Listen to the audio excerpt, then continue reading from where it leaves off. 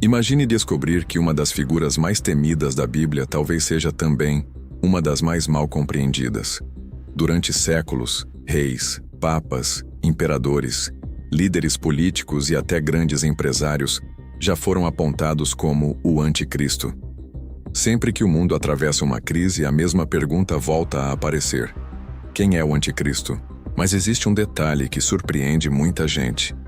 A Bíblia nunca apresenta um capítulo dizendo simplesmente: este é o Anticristo. Na verdade, quando começamos a investigar cuidadosamente as Escrituras, percebemos que muitas ideias populares não aparecem no texto bíblico da forma como imaginamos. Será que o Anticristo é um único homem? Será um governante mundial? Já nasceu? Ou será que milhões de pessoas entenderam esse assunto de maneira incompleta? Hoje vamos investigar esse mistério voltando à única fonte realmente confiável: a Palavra de Deus. E talvez algumas descobertas surpreendam você. Ao ouvir a palavra Anticristo, muitas pessoas imediatamente imaginam o livro do Apocalipse. Mas aqui aparece a primeira surpresa. A palavra Anticristo simplesmente não aparece no livro de Apocalipse. Isso mesmo. Ela aparece em outro lugar. Mais precisamente nas cartas escritas pelo apóstolo João.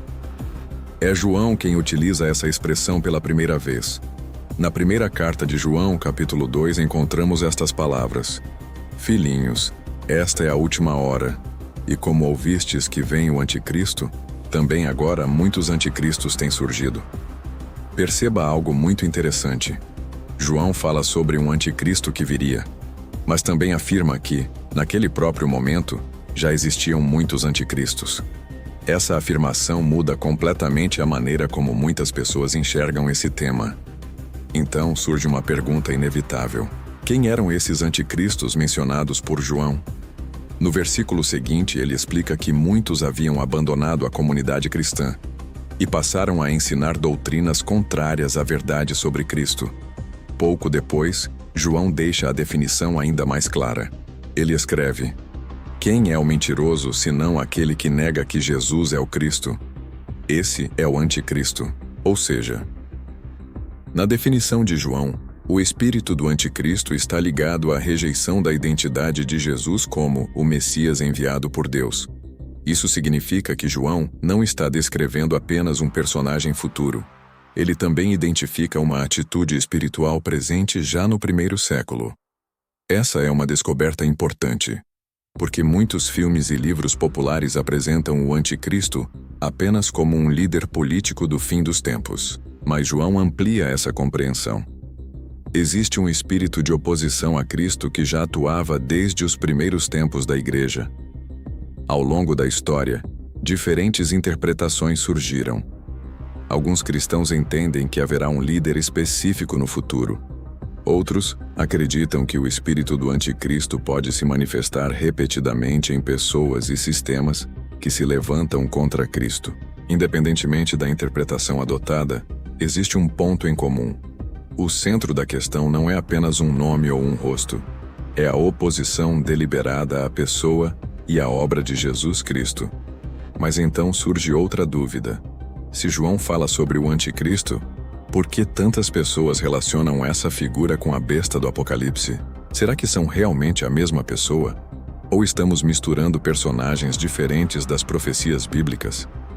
Na próxima parte, vamos analisar Apocalipse e outro personagem misterioso descrito por Paulo, o chamado Homem da Iniquidade. Será que todos esses textos falam da mesma figura? Ou cada um descreve algo diferente? Essa resposta pode mudar completamente a maneira como você sempre entendeu esse tema. Durante quase 2000 anos, milhões de pessoas acreditaram ter descoberto quem era o Anticristo. E todas elas tinham certeza absoluta. Se você tivesse vivido no Império Romano, provavelmente ouviria cristãos dizendo que o Anticristo era o imperador Nero. Naquela época, Roma perseguia violentamente os seguidores de Jesus. Muitos eram presos. Outros eram torturados. Alguns eram mortos apenas por professarem sua fé. Nero tornou-se um símbolo dessa perseguição. Sua crueldade marcou profundamente a memória dos primeiros cristãos. Por isso, muitos passaram a enxergar nele o cumprimento das profecias. Alguns estudiosos observaram que, ao escrever o nome Nero César em hebraico e somar o valor numérico das letras, o resultado pode chegar a 666. Essa hipótese fez com que muitas pessoas relacionassem Nero ao número da besta. Entretanto, essa continua sendo apenas uma das interpretações. Séculos depois, a história se repetiu. Durante a Idade Média surgiram novas interpretações. Na época da Reforma Protestante, Martinho Lutero chegou a identificar o papado como o anticristo descrito nas Escrituras. Por outro lado, muitos líderes da Igreja Católica responderam acusando os próprios reformadores de desempenharem esse papel. Os dois lados utilizavam textos bíblicos para sustentar interpretações diferentes. Isso demonstra como o tema sempre foi cercado por debates intensos. Durante a Segunda Guerra Mundial, milhões de pessoas passaram a acreditar que Adolf Hitler era o anticristo. Ele conquistou enorme poder político, provocou uma guerra devastadora, promoveu a perseguição e o extermínio de milhões. Mas a guerra terminou. Hitler morreu, e as profecias continuaram sendo estudadas. Mais tarde, outros nomes passaram a ocupar esse lugar. Stalin, Mussolini, diversos presidentes, papas e empresários influentes. Sempre que o mundo enfrenta grandes crises, reaparece alguém afirmando ter finalmente descoberto sua identidade. Se praticamente todas as gerações chegaram a conclusões diferentes, será que o problema está nas profecias ou na maneira como as interpretamos? João fala do anticristo. Paulo descreve o homem da iniquidade. O livro de Apocalipse apresenta a besta. Nem sempre uma interpretação conhecida é a única possível. Precisamos ter cuidado antes de afirmar algo que o texto não declara explicitamente. Jesus chamou seus discípulos à vigilância, à fidelidade e ao discernimento. A curiosidade jamais deve ser maior do que nossa obediência à palavra. A pergunta mais importante não é: quem é o anticristo? Mas sim como a Bíblia nos orienta a reconhecer o que se opõe a Cristo. Depois de investigar os textos bíblicos e conhecer as diferentes interpretações que surgiram ao longo da história, chegamos à pergunta mais importante de todo este documentário. Afinal, o que podemos afirmar com segurança sobre o anticristo? Existe uma resposta que une praticamente todas as tradições cristãs. Independentemente das diferenças de interpretação sobre as profecias, todas concordam em um ponto fundamental. A Bíblia alerta que haverá uma intensa oposição à pessoa e à obra de Jesus Cristo. Esse é o centro da mensagem. Mais importante do que descobrir um nome, é reconhecer aquilo que se levanta contra Deus. Quando João escreveu suas cartas, ele afirmou que muitos anticristos já estavam presentes no mundo. Isso nos mostra que o espírito de oposição não pertence apenas ao futuro. Ele já atuava naquela época e continua presente sempre que a verdade do Evangelho é negada, sempre que Cristo deixa de ocupar o lugar que lhe pertence, sempre que homens procuram ocupar a posição que pertence somente a Deus. Esse princípio atravessa toda a história bíblica. Por isso, talvez a pergunta mais importante não seja: quem será o anticristo? Mas sim: estou permanecendo fiel a Cristo?